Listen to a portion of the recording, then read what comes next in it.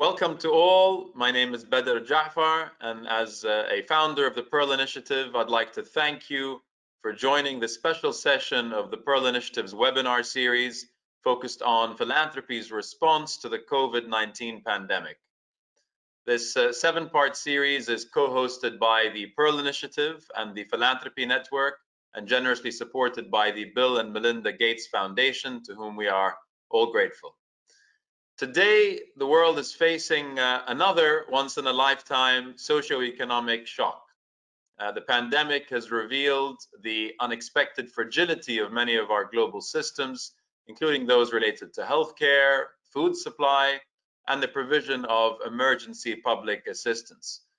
Despite the rolling out of record-setting stimulus and relief packages by governments across the globe, the path to economic recovery, and perhaps more pertinently, socio-economic recovery, remains uncertain for developing and developed nations alike.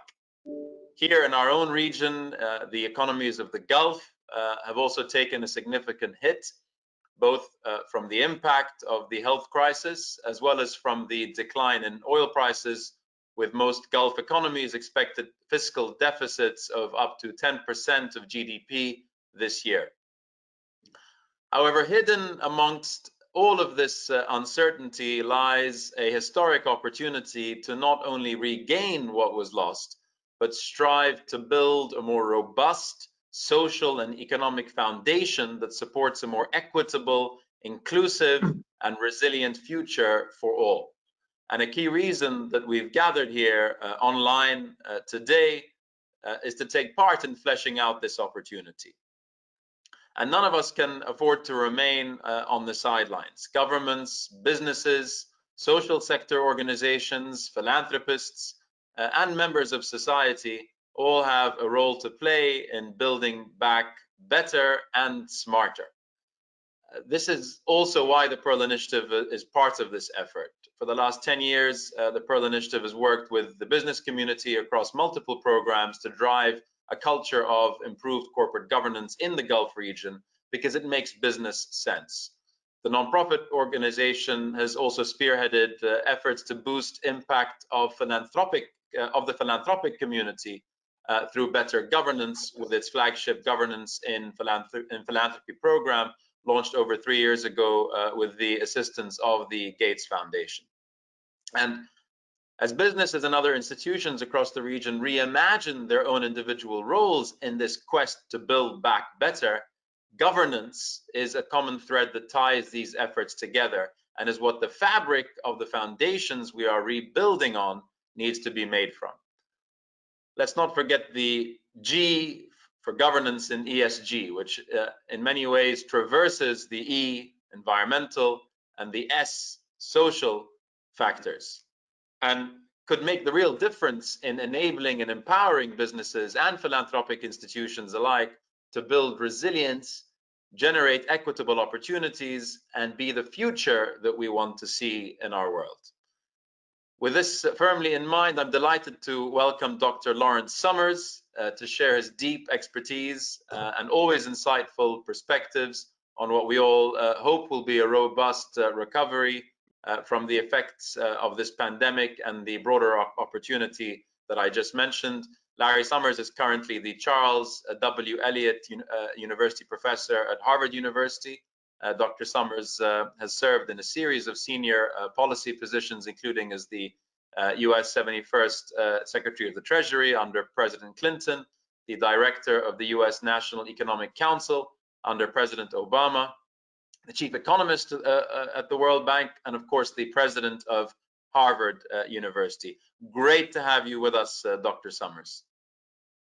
Very glad to be here with you at what's obviously a very, very consequential time. Thank you. We're also delighted to welcome Dr. Jorg Schubert as our conversation moderator, who is a leader in McKinsey's public sector practice and a member of the leadership team of the McKinsey Center for Government. Once again, thanks to everybody for joining us today. I wish you all a healthy and productive end of the year. Jorg, the virtual floor is yours. Thank you so much, Mr. Badr. Want to thank the host, the Pearl Initiative, the Philanthropy Network for convening the session, to the audience for joining, and for Dr. Sommer for his time today. Now, whilst the COVID pandemic is primarily viewed as a global health crisis, it's difficult to ignore the global economic crisis that is brewing in its wake. And despite record-setting stimulus packages, the path to economic recovery remains still uncertain. And so in this session today, we want not only to highlight the potential path to reimagining the economies, but also help everyone understand what their individual role and contribution could be. And the way I wanted to structure the session today is really in three parts. First, talking a bit about the impact and the cost of the pandemic and the outlook to recovery. And from there, moving on to reimagining and rebuilding economies. And then transcending that and thinking about above and beyond COVID, what are some of the steps towards economic resilience more broadly to better weather future shocks? Now, for the audience, I'd request you to submit questions via the platform. And please do that throughout the conversation, whatever comes to mind, and we will collect all of this and then address those questions at the end of the session. Now, Larry, as we're coming to the impact of the crisis and the outlook for recovery, in one of your recent publications, you had estimated the cost of the pandemic to at a staggering $16 trillion in the US alone. Can you just help us break down this number and help us understand which segments of society and of economy have been affected most?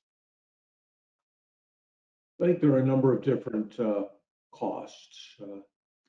Whatever you do with fiscal and monetary policy, if people can't go to a restaurant, you're going to have less money spent in restaurants and fewer people employed in restaurants. And something similar is true with respect to travel, and is true with respect to a range of other services. So there's a proximate cost to GDP.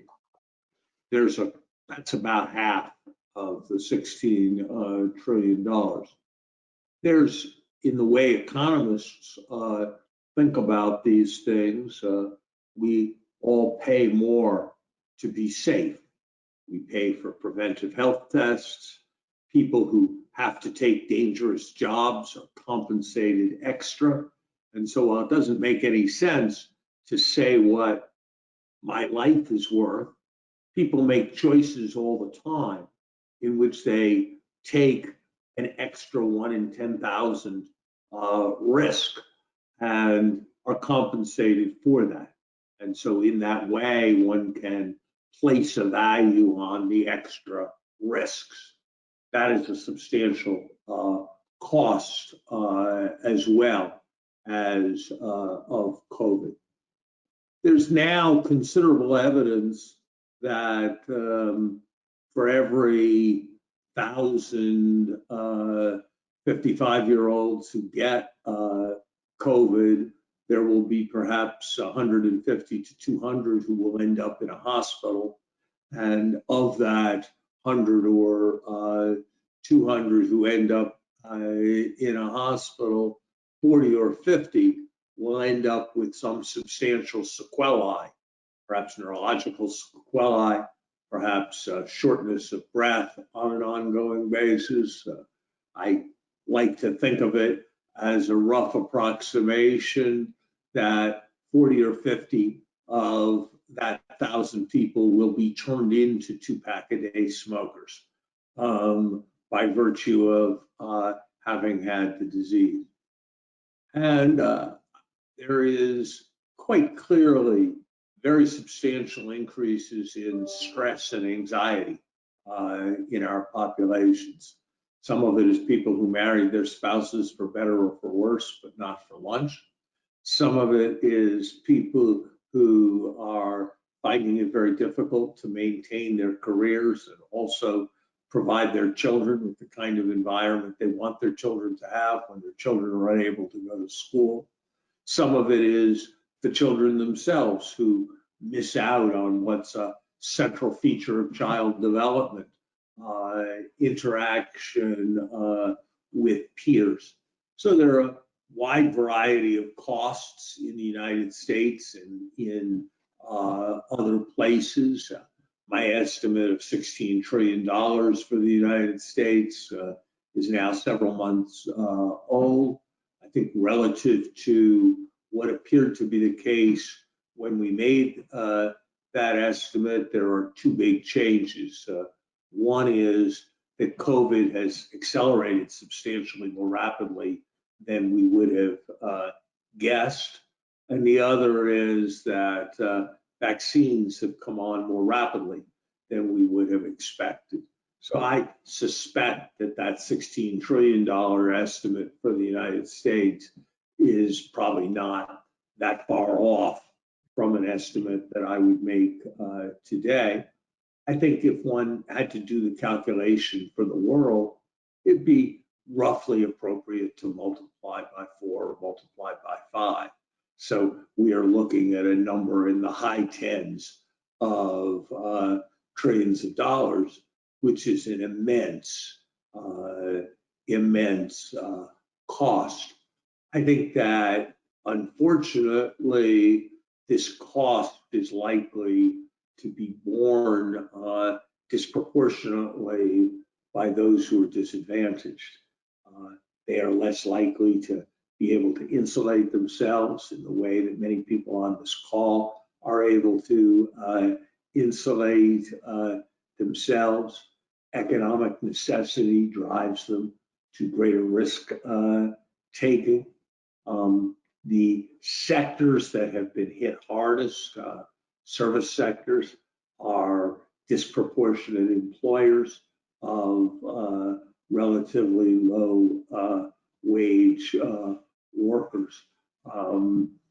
So I think this is a very, very large global challenge, and I think there will be a substantial shadow cast even after, as I expect over the next 2 years, very substantial vaccination is achieved on a global basis. And so I have to say my level of alarm around this situation is quite high. At the same time, I think we need to recognize that relative to what one might have expected 6 months ago, science plus markets, two best things humanity's got going, have really produced remarkable progress vastly more quickly than ever before in finding vaccines.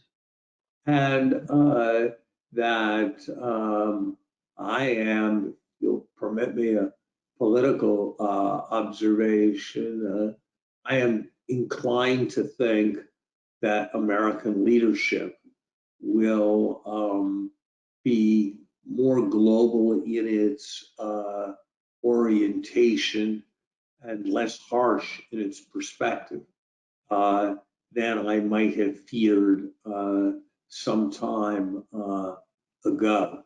And I think it's very easy in focusing on all the problems at any given moment to lose sight of a kind of broader sweep of history in which things are moving in favorable directions. The chance that a child born on Earth will die before the age of 5 will by 2035 be lower than the chance was in the United States when I was born in 1954.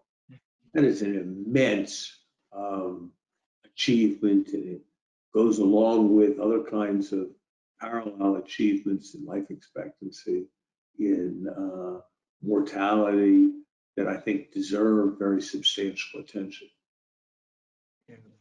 Larry, thank you. And I think you referred to the science and markets actually producing remarkable progress. You mentioned the vaccine. So from everything that you see, what is your outlook for a recovery of the real economy in the near term? We saw that the vaccine news excited investors in stock markets, but how far does that trickle down into the real economy? How quickly? I think you're going to see reasonable progress. I would guess that in the 4 quarters of 2021, the United States will achieve an average growth rate in excess of 5%. And I think that we will be within some distance of the levels of output that would have been previously forecasted by sometime in early or mid 2022. And so I think that this is going to be less catastrophic on a broad macroeconomic basis than many people would have expected 6 months ago. I think that the shadow over growth in Europe and in growth in the developing world is likely to be a longer lasting one. And I think that there will be many people and perhaps regions who will be left behind. So I don't want to minimize the suffering. At the same time, I think it's a mistake not to recognize that particularly more market-oriented economies have substantial resilience. Yeah. Maybe if we turn towards building back and reimagining economies, and in one of your publications you wrote that there are 3 stages to recovery: the collapse, bounce back, and slog, and that we are now in the slog. So if we turn our attention to what we need to do to slog it out, to come out, with growth that is not only reflected in GDP growth, but that is also more equitable and fairer. Now President-elect Biden had coined this term of building back better for his economic recovery plan. Now, as you think about your ideas of building back better, what are some of the opportunities that you believe can and must be addressed? Jorg, I think the most important thing is that we be on top of the vaccine, and that we be on top of, for the near term, before everybody can get vaccinated, stepping up the level of testing. If you look in the United States, colleges have actually done surprisingly well. And the colleges that have been able to test all their students on a once or twice a week basis have actually had remarkably low case counts and remarkably little dissemination. And what's tragic is that we have not been more successful in causing that testing ethos to spread more fully.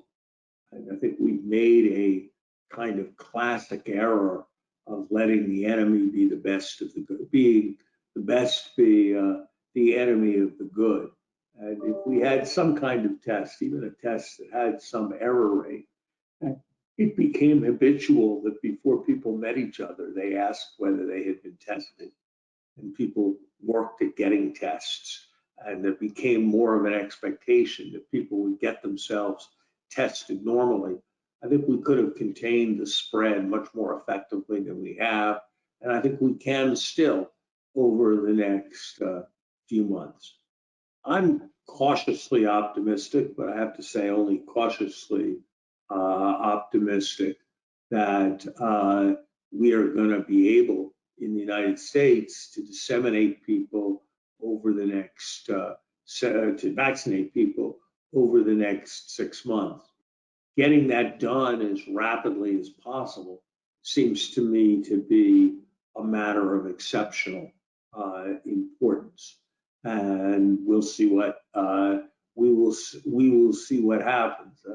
In terms of building back better, I think what we're able to do to put COVID as much in a rearview mirror as possible is probably more important than anything else.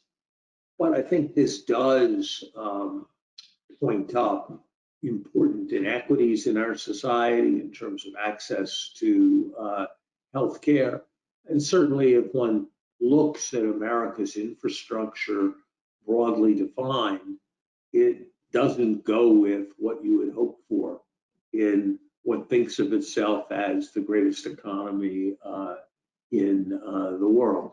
It's been estimated that the extra automobile repairs that people have in my home state of Massachusetts because of extra potholes in highways is on the order of a 75-cent a gallon gasoline tax. I used to fly to Washington. I still and will again fly to Washington on a regular basis to give people there advice from Boston. It took an hour and a quarter when I started doing that in the early 1980s. Today it takes an hour and three quarters. That's not because Washington and Boston have gotten further apart. That's not because private aviation technology has deteriorated. It's because of inadequate maintenance and growth of our infrastructure. And I think that's an important kind of issue that we need to be prepared to address. Yeah.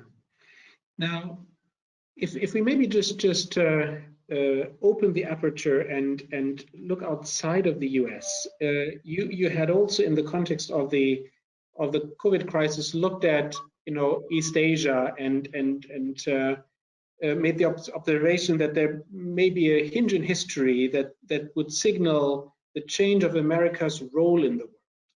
And I think it would be interesting if you could elaborate a little bit how you came up with this perspective. Nothing in history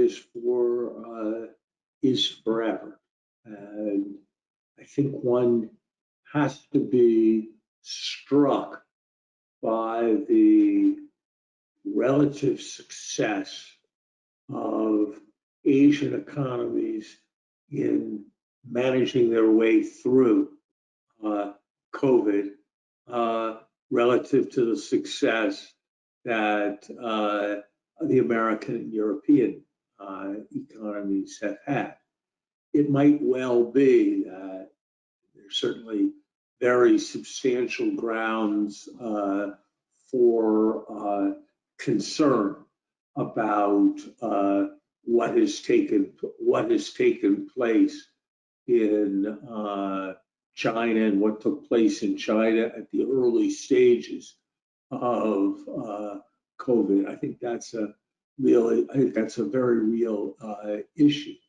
But it does need to be recognized that the degree of containment that has taken place throughout Asia is at a very different level than in Europe or the United States.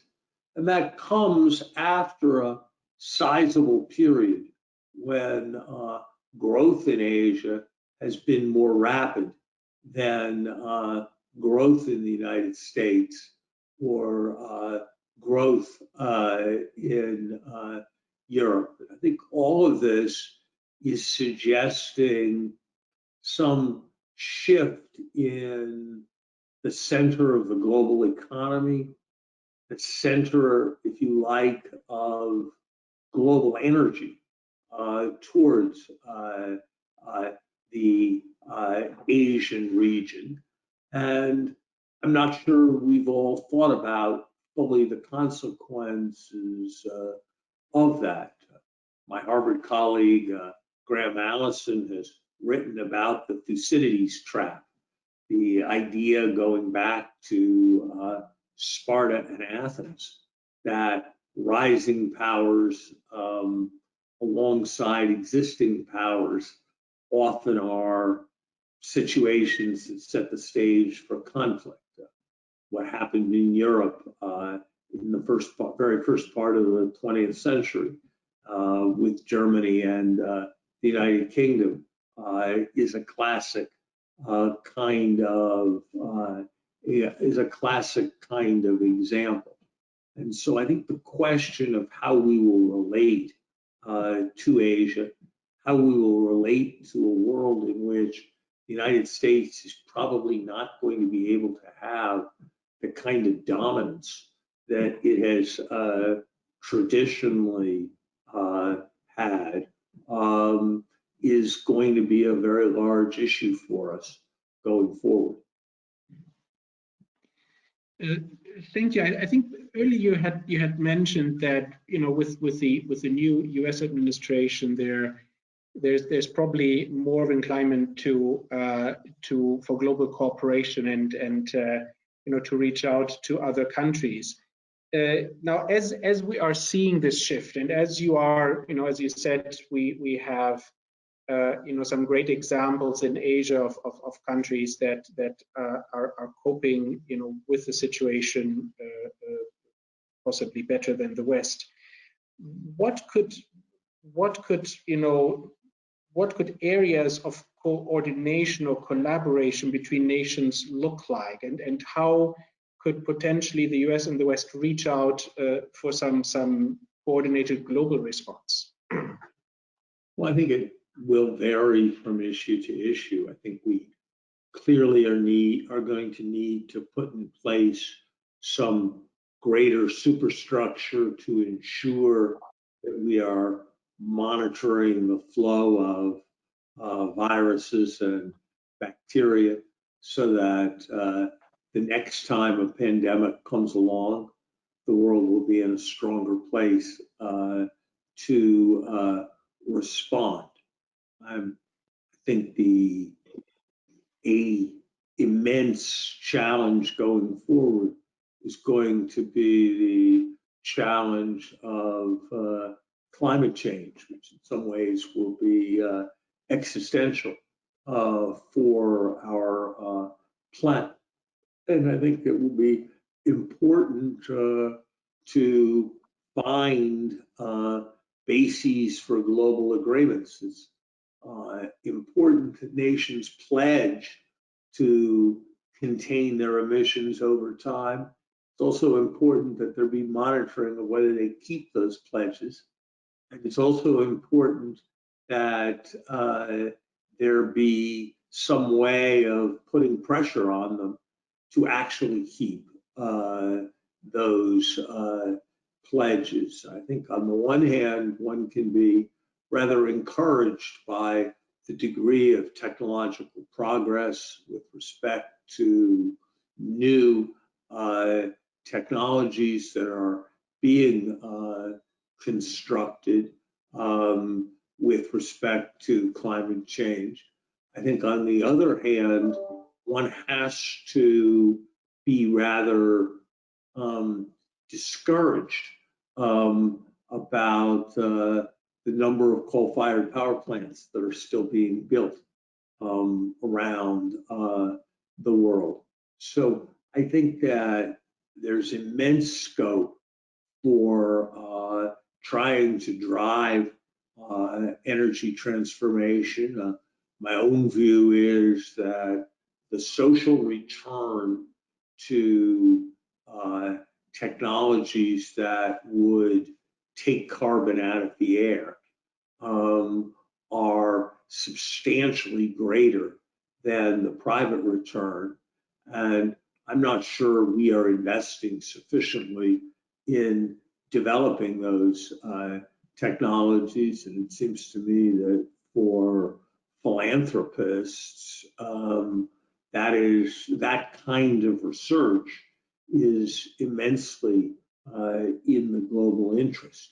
It seems to me that for those in the Middle East who have a especially strong stake in the continued viability of fossil fuels, the case for supporting the active development of carbon capture technologies of various kinds, not just carbon capture technologies that come from smokestacks and the like, but carbon capture technologies that rely on solar power in heated regions of the world to actually extract carbon dioxide from the air.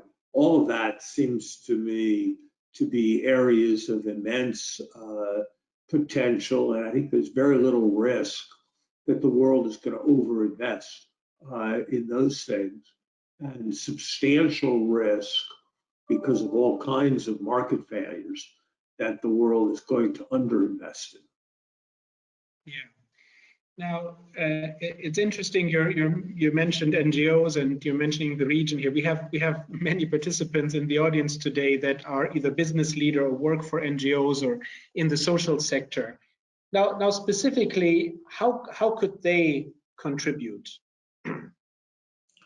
Yeah, I hesitate to walk in other people's shoes, especially when they live in very different places than when I live, have very different sets of life experiences and opportunities than I have had.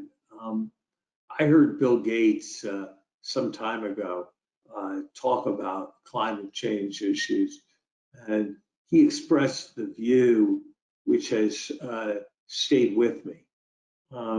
His view was that we would either succeed in bringing renewable fuels down, renewable energy, down to prices that were broadly comparable with fossil fuels today, or bring fossil fuel carbon capture strategies down to the point where they were substantially economic, or we would not succeed in addressing climate change in a major way.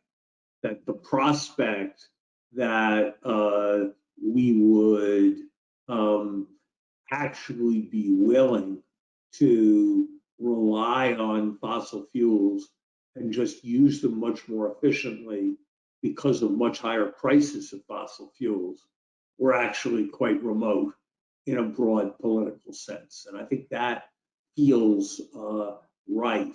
So I think my hope would be that there is very substantial human capital that is prepared to be drawn into meeting these scientific challenges with the right kind of support.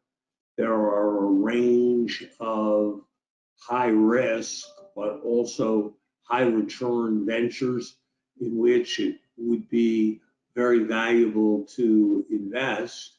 And it seems to me that the region of the world to which we're speaking has an immense incentive, particularly for the development of carbon capture technologies that will enable fossil fuels to continue to be used in a major way, particularly in many transportation applications.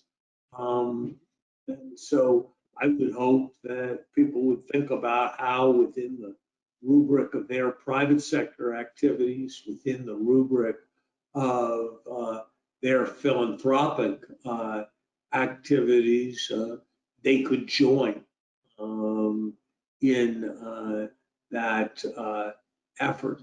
I would think at the same time that there is immense potential in the years ahead for what might be called dry biology, the application of information technology to life science problems to lead us to an acceleration in progress in medical care and healthcare. I kind of suspect that 75 years from now, people are going to look at the kind of surgeries we do today and see them as acts of savage brutality relative to the kinds of targeted genetic therapies that are going to become available.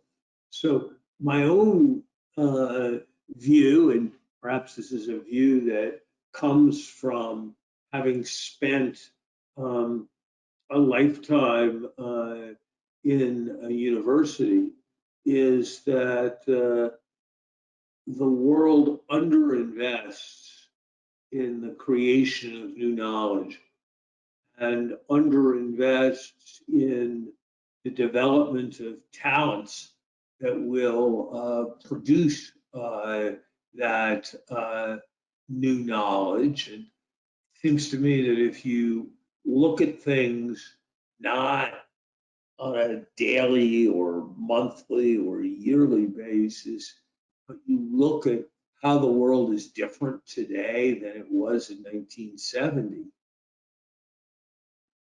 so much of it is about the development of new knowledge and new ideas.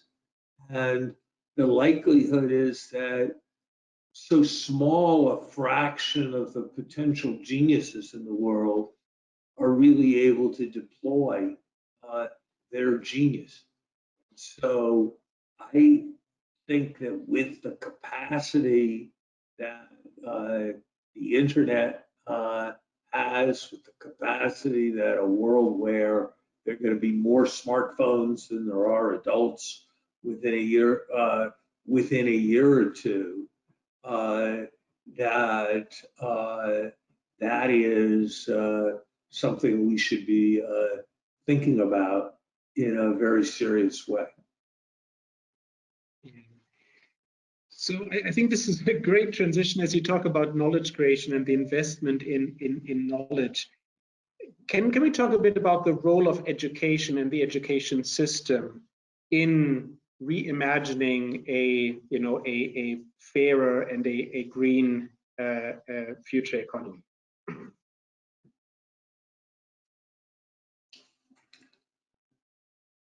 I think ultimately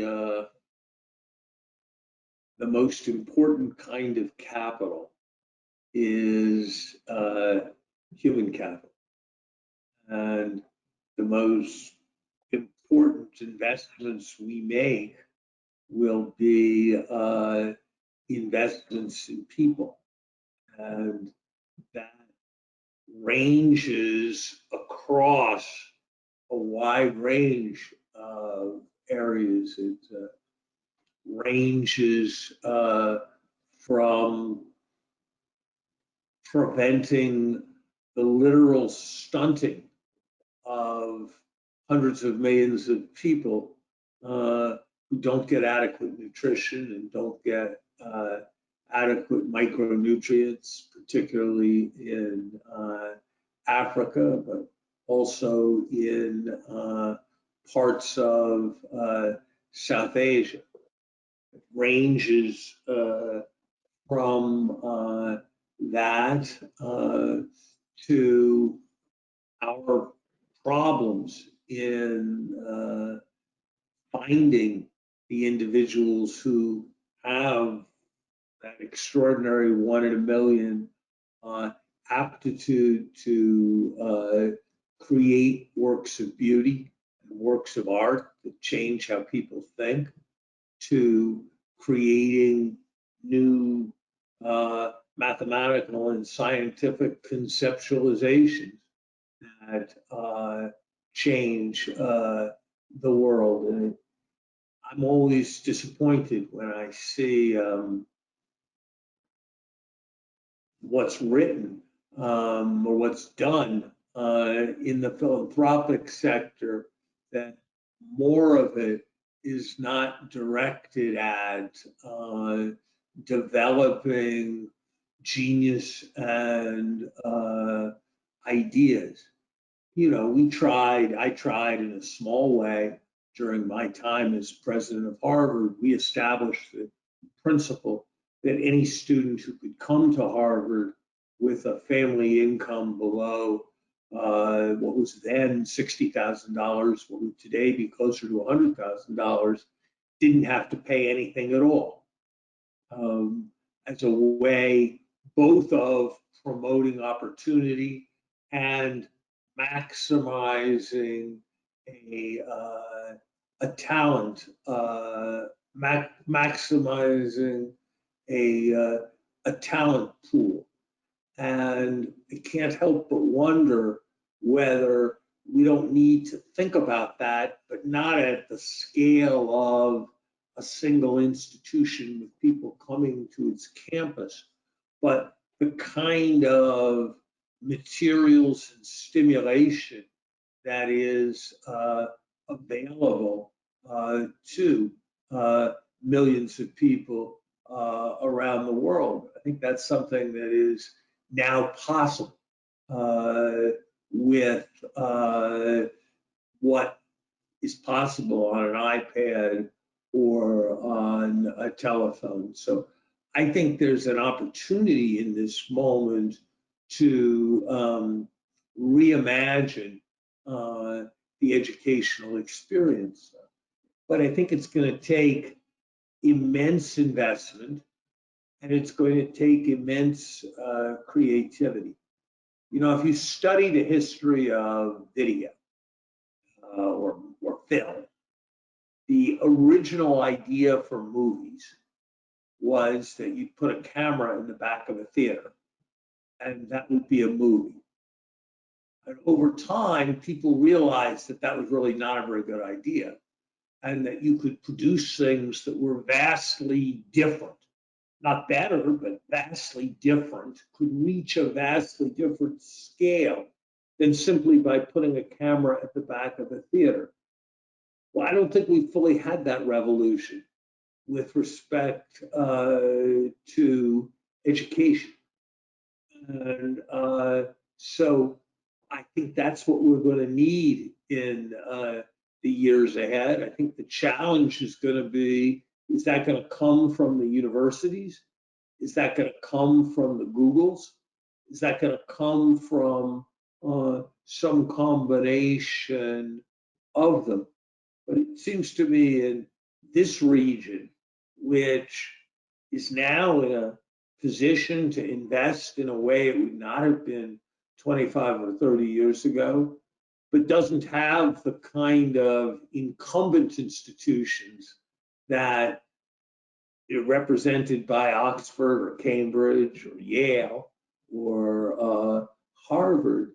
These changes in the nature of education technology create staggering opportunity for people to make a difference. I mean, think about what just a century ago, or more than a century ago, Leland Stanford did for the world by causing there to be Stanford University and everything that followed from it.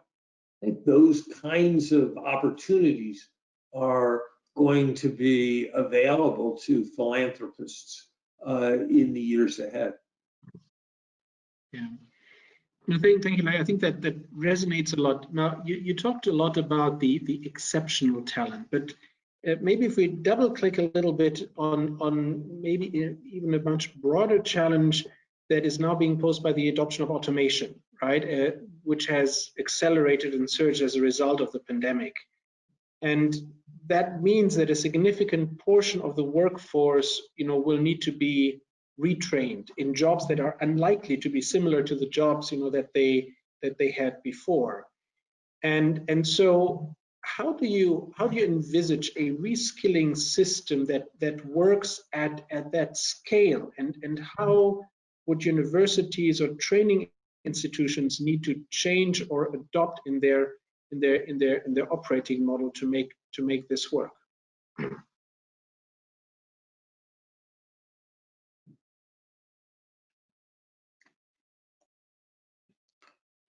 I think that one needs to recognize that it's possible to put together substantial collections of expressions of anxiety going back 200 years about how there won't be any jobs because of automation.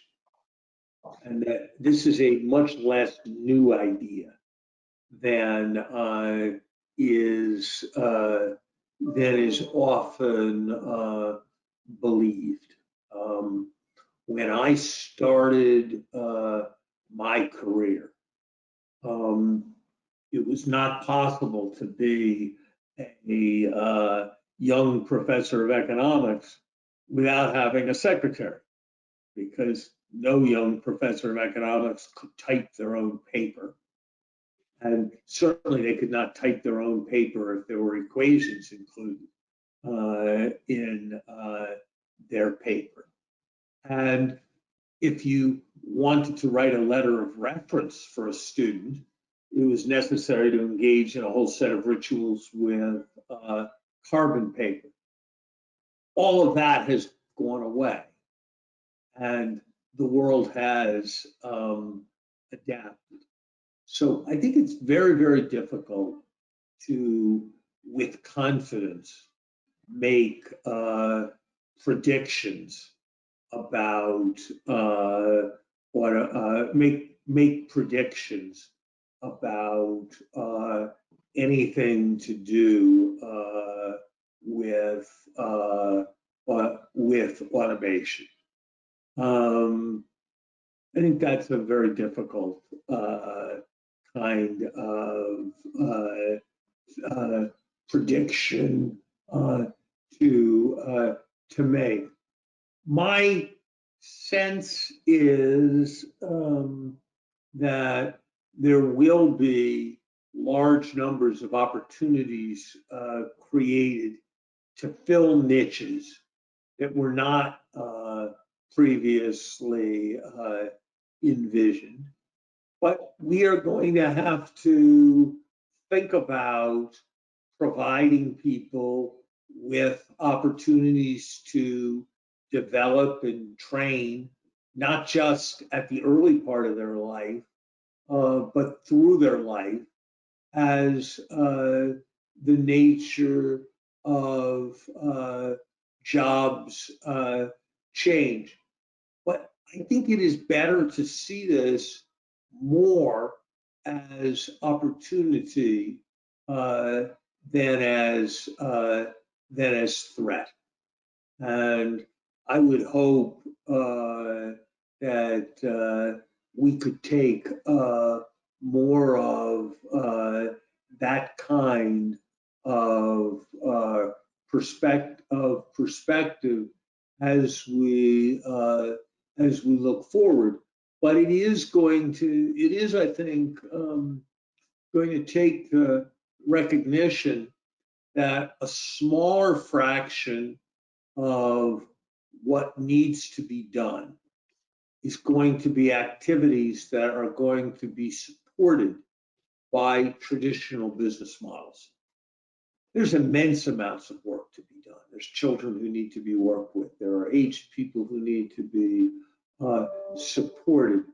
But we are going to have to think much more carefully than we have in the past about how all of those activities are going to be financed and supported. Thank you, Larry. I'm just looking a bit at the time and maybe just returning to some of the questions that the audience has raised. So one question from the audience we got was the implication of the national deficits and the fiscal implications. So we talked about the stimulus packages in terms of trillions of dollars. How do you see this unfold just from a fiscal perspective? I'm much less alarmed than many of my friends. I think that we are seeing the emergence of a substantial increase in private savings over private investment. It's what I've referred to in the past as secular stagnation, drawing on the work of the Harvard economist Alvin Hansen in the 1930s. Can you hear me? Yes. Sorry, the picture's gone away here. But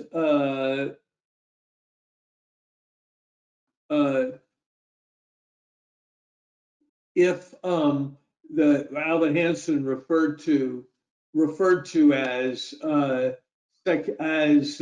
secular stagnation, and I think the way in which one thinks about these challenges depends very much on the level of interest rates. And while we have higher debts than we have had historically, we also have lower interest rates than we've had historically. And those lower interest rates mean the debt service costs are abnormally low, not abnormally high. And so in the same way that people are enabled to buy higher mortgages, people, when interest rates are low, can afford a larger house on a given income. I think something similar is the case today. Okay. There was one other question that is talking about the resilience to weather future shocks, and I'll just combine two questions there. So one basically says, where do you believe the global vulnerabilities exist? And then, what is it that private sector leaders or the third sector can do to actually get prepared? I think it's always the case that increases in sophistication of technology do make accidents more serious. When the jet plane was invented, in the totality of it all, the world became a much better place. More people could get more places more quickly, leading to more interconnection, more human contact, more ability of families to stay united, more ability of companies to globalize and spread their wings, more prosperity. But it is true that the occasional crashes were that much more spectacular and dramatic than they had been before there were jet planes. And I think that is a metaphor in a way for a broader process of thinking about globalization, that the consequence of more interconnection is that the occasional interruptions are that much more costly. I don't think that's a thing to be fatalistic about. I think that we now have airplane crashes about a tenth as often as we did 5 decades ago when jets were first happening.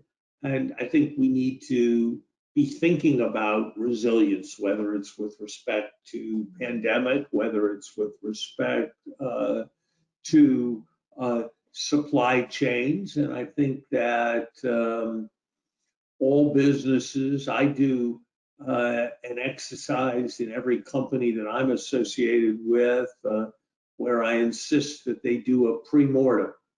I say to the board every few months, let's assume we were sitting around 4 years from now and we had had a spectacular failure and we were commiserating and asking ourselves what we should have done differently. What do we think are the most likely scenarios according to which that could have happened? And what could we do to prevent them? And I think that's a kind of exercise that's always been important for companies to engage in. but is now more important for companies to engage in. Yeah. Larry, thank you so much. I have to say I was inspired. I love the balance I feel you struck between words of caution, yet remaining optimistic and you know, showing the possibilities. I love the excursion we had on the energy transition, life science, and particularly the section on knowledge and human capital. I found that very inspiring. Thank you so much for your time. I want to thank the audience for having stayed with us, and thanks to the host for the session. With that, you know, I'd like to close. Larry, thank you very much for the opportunity to be with you, and I hope these thoughts have been of some use to your immensely sophisticated and successful audience. And if I can be of particular assistance to people as they pursue their visions, I'm not hard to find on the Harvard website. Thank you very much for having me. Bye-bye. Thank you. Thank you so much. Take care.